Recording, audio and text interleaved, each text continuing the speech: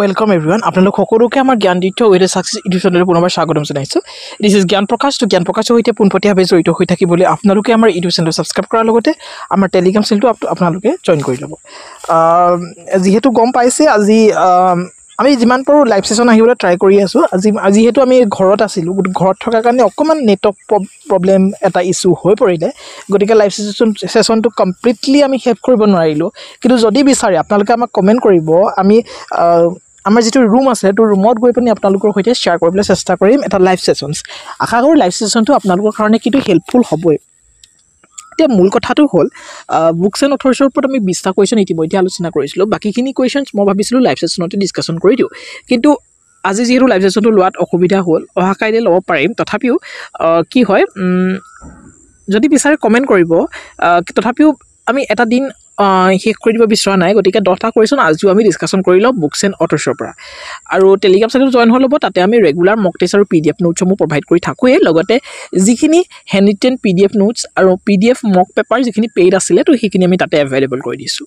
Paid মক paper ল'বলৈ আপোনালোকে আমাৰ ইউটিউবৰ কমিউনিটি পোষ্টত এটা স্কেনাৰ কোড আছে, তো স্কেনাৰ কোডটোত আপোনালোকে 99 रुपीस এটা পে কৰি পানি আপোনালোকে আমাৰ ডেসক্ৰিপচনত থকা মেইল আইডিটোত সেন্ড কৰি দিব। ঠিক আছে, বাকি আসলে হিমানে আমি ভিডিওটো মাজলৈ আগবাঢ়ো।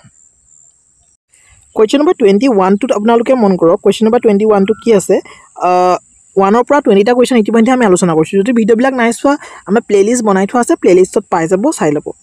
ঠিক আছে, 21 নম্বৰ কোৱেশ্চনটো কি আছে, তাতে আছে হু ৰট দ্য বুক মে কামফি বুকখন কোনে লিখিছিলে। অপশ্যন 4টা আছে, অপশ্যনবিলাক আমি পঢ়ি নাথাকোঁ। ইয়াৰে শুদ্ধ উত্তৰটো হ'ব এডল্ফ হিটলাৰে লিখিছিলে মে কামফি। ঠিক আছে, নেক্সট কুৱেশ্যনটোত যাম। এইবিলাকৰ শ্বৰ্ট টেক্স আপোনালোকে নাপাব, তথাপিও আপোনালোকে এনেধৰণে মনত ৰাখিব পাৰে। হিটলাৰ মানে কাক কোৱা হয়? হিটলাৰী শাসন হয়নে? তো এই হিটলাৰজনে কৈছে মে কামফি, তেওঁ নিজৰ ওপৰত এনেধৰণে ভাবি ল'ব, নিজৰ ওপৰত এটা তেওঁ গৰ্বিত কৰিছে মে কামফি, সেনেকৈ ধৰণে কৈছে। তো সেই ধৰণে আপোনালোকে নিজে মাইণ্ডত এটা ট্ৰিক্স খটাই ল'ব, আৰু তেতিয়া আপোনালোকে কেতিয়াও পাহৰি নাযায়। ঠিক আছে, নেক্সট 22 নম্বৰ কুৱেশ্যনছ। 22 নম্বৰ কুৱেশ্যনছটো কি আছে মন কৰক। A suitable boy, most common and repeated questions হয়। এ সুইটেবল বয় আগতে কিন্তু আহি কৈছে এ সুইটেবল বয় নামৰ বুকখন কোনে লিখিছিলে? তো এইখন লিখিছিলে Vikram Seth is the writer of the book a suitable boy বুকখন লিখিছিলে বিক্ৰম ছেঠে। কুৱেশ্যন নম্বৰ 23টোত আমি যাম। কুৱেশ্যন নম্বৰ 23টোত কি আছে? কুৱেশ্যন নম্বৰ 23টোত আছে হু ৰোট দ্য বুক ফাৰ ফ্ৰম মেডিং ক্ৰ'ড বুকখন কোনে লিখিছিলে? তো এইখন লিখিছিলে থমাছ হাৰ্ডি। অপশ্যন চিটো হ'ব শুদ্ধ উত্তৰ। থমাছ হাৰ্ডিয়ে লিখিছিলে far from the madding crowd.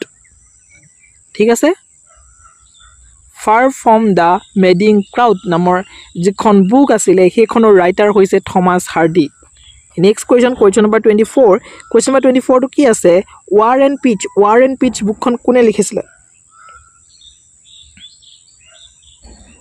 কোনে লিখিছিলে কওক? যোৱাকালি ভিডিঅ'টোত এটা কমেণ্ট পাইছিলোঁ ৱাৰ এণ্ড পিচ বুলি, গতিকে তেওঁ নিশ্চয়কৈ কমেণ্ট আজিও দিব বুলি আশা কৰিছোঁ। গতিকে ৱাৰ এণ্ড পিচ বুকখন লিখিছিলে লিঅ' টলষ্টয়। অপশ্যন চিটো হ'ব অপশ্যন চি নহয়, ইয়াৰে শুদ্ধ উত্তৰটো হ'ব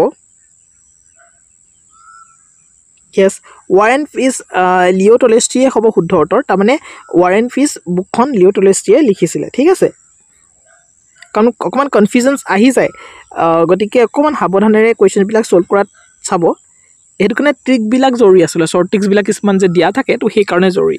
দ্য টাইম মেচিন নামৰ বুকখন কোনে লিখিছিলে? দ্য টাইম মেচিন নামৰ বুকখন লিখিছিলে H.G. ৱেলছ। মনত ৰাখিবলৈ এটা ট্ৰিক্স আছে, দ্য টাইম মেচিনছ সকলোতে পোৱা নাযায়। দ্য টাইম মেচিনছ নহয় জানো? টাইম মেচিনছ কিবা এটা মেচিন বনাইছে ধৰি লওক, টাইম মেচিন নিউ মেচিন এটা, আৰু সেইটো আমি কৰিছোঁ, তাৰমানে ৱেলছ, H.G. ৱেলছ। মনত থাকিব নিশ্চয় এইটো কুৱেশ্যন। সেই ধৰণৰ ট্ৰিক্স লগাই আচলতে 2-3 বছৰ আগতেই পঢ়া, এতিয়ালৈকে মোৰ মনত আছে। গতিকে আপোনালোকৰো নিশ্চয় ট্ৰিক্সটোৱে কামত আহিব। নেক্সট কুৱেশ্যন নম্বৰ 26 নম্বৰ কুৱেশ্যনছটো কি আছে? এ টেল অফ টু চিটিজ। আমি এইটো আপোনালোকক কৈ আছিলোঁ কমেণ্টত জনাব নহয়নে? দ্য টেল অফ টু চিটিজ এই বুকখন কোনে লিখিছিলে? Charles Dickens is the correct answer. Option চিটো হ'ব শুদ্ধ উত্তৰ। তাৰমানে টেল অফ টু চিটিজ বুকখন লিখিছিলে চাৰ্লছ ডিকেন্সে। নেক্সট 27 নম্বৰ কুৱেশ্যনছটো কি আছে? Who wrote the book the satanic verses বুকখন কোনে লিখিছিলে শুদ্ধ উত্তৰটো হ'ব সালমান ৰুশদি মনত থাকিব নিশ্চয় এছৰ পৰা এছ এ আছে চক এছ এ আৰু টি টো ঠাইত এল আছে দেখিছেনে গতিকে সালমান ৰুশদি হেনেধৰণে আপোনালোকে মনত ৰাখিবলৈ চেষ্টা কৰিব ঠিক আছে next 28 number questions who wrote the book Hamlet এইটো আৰু মই আপোনালোকক কৈ দিয়াৰ কোনো প্ৰয়োজন নাই সকলোৰে কাৰণে এখন পপুলাৰ বুক হয় William Shakespeare is the correct answer next আজি ভিডিঅ'টোৰ 29 নম্বৰ কুৱেশ্যনছ ঠিকেই 29 নম্বৰ কুৱেশ্যনটো কি আছে who wrote the book a passage to India বুকখন লিখিছিলে M Forster a passage to India বুকখন লিখিছে most repeated and common questions এইটো সকলোৱে জানে বুলি মই আশা কৰিছোঁ নেক্সট 30 নম্বৰ কুৱেশ্যনটো আছে মন কৰক দ্য স্কাৰলেট লেটাৰ বুকখন কোনে লিখিছিলে দ্য স্কাৰলেট লেটাৰ বুকখন লিখিছিলে নাথানিয়েল হাউথৰ্ন অপশ্যন চিটো হ'ব শুদ্ধ উত্তৰ তাৰমানে দ্য স্কাৰলেট লেটাৰ বুকখন লিখিছিলে নাথানিয়েল হাউথৰ্ন ঠিক আছে গতিকে এই 10টা কুৱেশ্যনে আজি ডিছকাশ্যন কৰিলোঁ বহুত বেছি দীঘলীয়া ভিডিঅ' যিহেতু আমি এইকেইদিন বনোৱা নাই কাৰণ আপোনালোকৰ নিজৰো চেল্ফ ষ্টাডি কৰিবলগীয়া আছে আৰু বুকছ এণ্ড অথৰ্ছৰ পৰা এটা কুৱেশ্যন অহাটো কিন্তু খাটাং গতিকে এই 1 নম্বৰটো যাতে আপোনালোকে ল'ব পাৰে তাৰ বাবে বেছি বুকছ এণ্ড অথৰ্ছ আমি ডিছকাশ্যন নকৰোঁ প্ৰায় 60খন আমি ডিছকাশ্যন কৰিম কিন্তু তাৰ পৰা এটা কমেণ্ট যাতে পৰে তাৰ বাবে আমি চেষ্টা কৰিছোঁ গতিকে এইখন আপোনালোকে মনত ৰাখিবলৈ চেষ্টা কৰক সম্পূৰ্ণ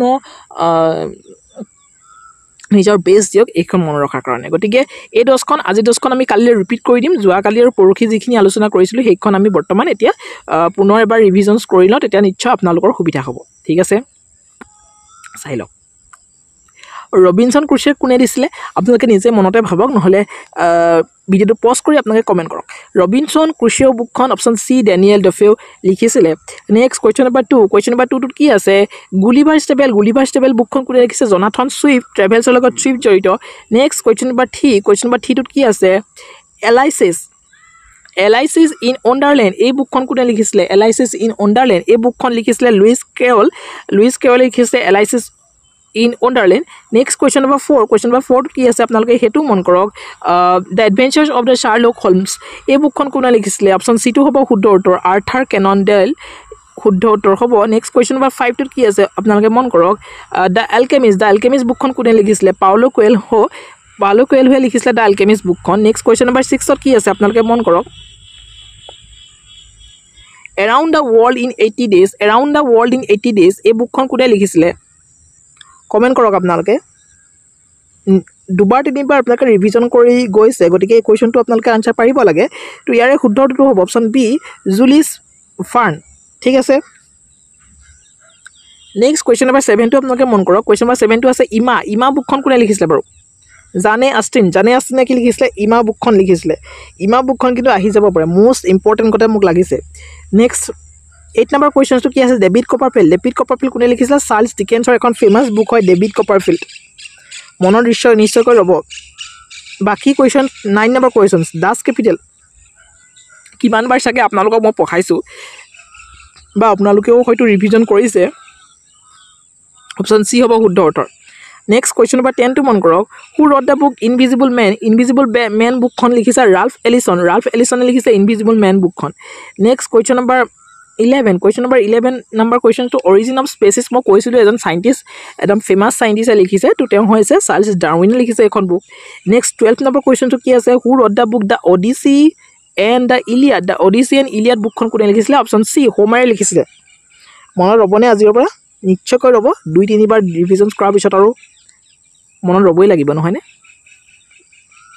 ঠিক আছে কুৱেশ্যন নম্বৰ 13টো কি আছে who wrote the book Romeo' and Juliet লিখিছে option C William Shakespeare next question number 14টো কি আছে প্ৰাইড এণ্ড প্ৰিজুডিচ এই বুকখন কোনে লিখিছিলে প্ৰাইড এণ্ড প্ৰিজুডিচ লিখিছিলে অপশ্যন চি তাৰমানে জানে অষ্টিনে লিখিছিলে অপশ্যন চি হ'ব শুদ্ধ উত্তৰ প্ৰাইড এণ্ড প্ৰিজুডিচ মনত থাকিব নিশ্চয় next question number 15 paradise lost এই বুকখন কোনে লিখিছিলে এই বুকখন লিখিছিলে option C John Milton next question number 16টো কি আছে হেৰি পটাৰ চিৰিজ বুলি কৈ দিলে J K Rowling is the correct answer next 17 number questions who wrote the book the audacity of hope মই কৈছিলোঁৱেই আমেৰিকাৰ এজন বিখ্যাত ব্যক্তিত্বৰ লগত জড়িত Barack Obama next question number 18 question number 18টো কি আছে the 7 moons of Maali Almeida the 7 moons of Maali Almeida এই বুকখন কোনে লিখিছিলে